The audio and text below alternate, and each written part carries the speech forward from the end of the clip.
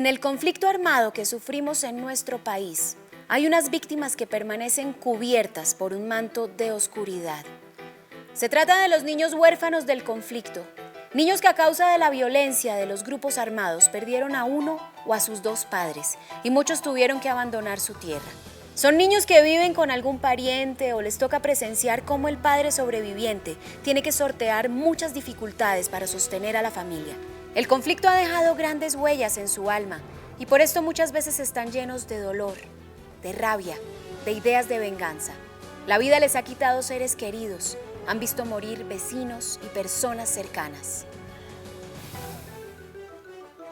Este es un llamado a la sociedad en general para que promovamos los derechos de estos niños invisibles.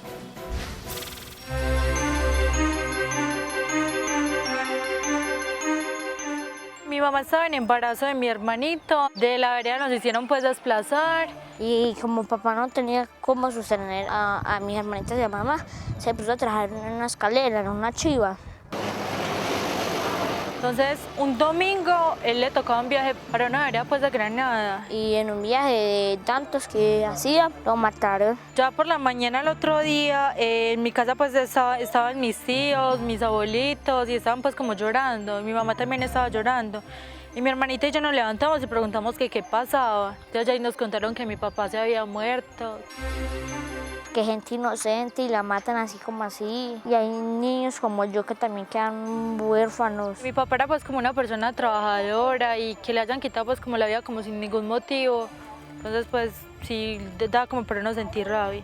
Un niño huérfano por el conflicto, el sentimiento de rechazo y de odio es más grande, porque es una situación inesperada, un papá que lo desaparecen o que lo asesinan, añadido a eso que muchas veces les tocó desplazarse, porque venían de la zona rural y váyase para la zona urbana, váyase para la ciudad y les tocó cambiar completamente de vida. Extraño pues como todo de él, era una persona muy tierna y pues a mí, hacia mi hermanita y a mí nos demostraba pues como mucho cariño. Éramos las muñequitas de porcelana.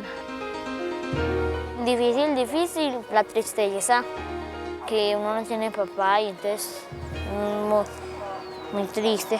Ya después de que mi papá se murió, nosotros nos quedamos viviendo acá en el municipio y ya pues a la finca íbamos pues como a veces, pero era como todo maluco porque cada que íbamos habían balaceras, entonces era como muy arriesgado y... Mucha gente también era inocente y las bajaban de los carros y taqui van.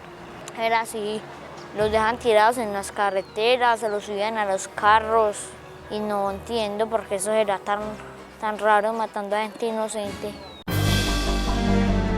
Un niño, un adolescente y cualquier ser humano que le toque vivir una situación de estas tan dolorosa, ¿cierto? Que se le sea arrebatado como esa figura paterna, la figura materna a temprana edad, en plena adolescencia, sufre muchísimas consecuencias, desde todo lo que se genera pues por estrés postraumático, el miedo, la desesperanza, el miedo hacia el futuro, la incertidumbre. Hay también consecuencias a nivel social y económico, porque sus familias quedan prácticamente desprotegidas. En la mayoría de los casos los que murieron fueron los papás, que eran los que gestaban todo lo económico en la casa, y ya a la mamá le toca salir a trabajar, quedando los niños en condiciones muy precarias.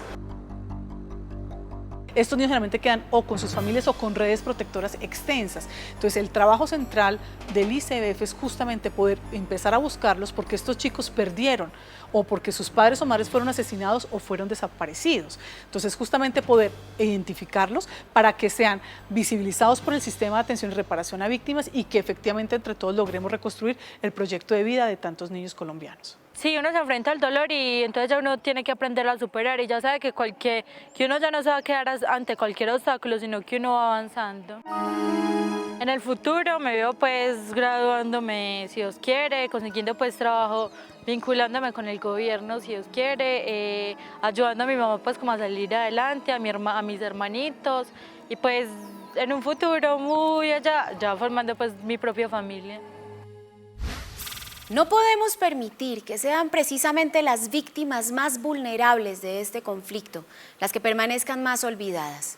Todos nosotros somos responsables de que las víctimas silenciosas puedan salir de las sombras de la tristeza y recuperar lo que nunca debieron perder: la esperanza, el legado de sus padres, la capacidad de sonreír.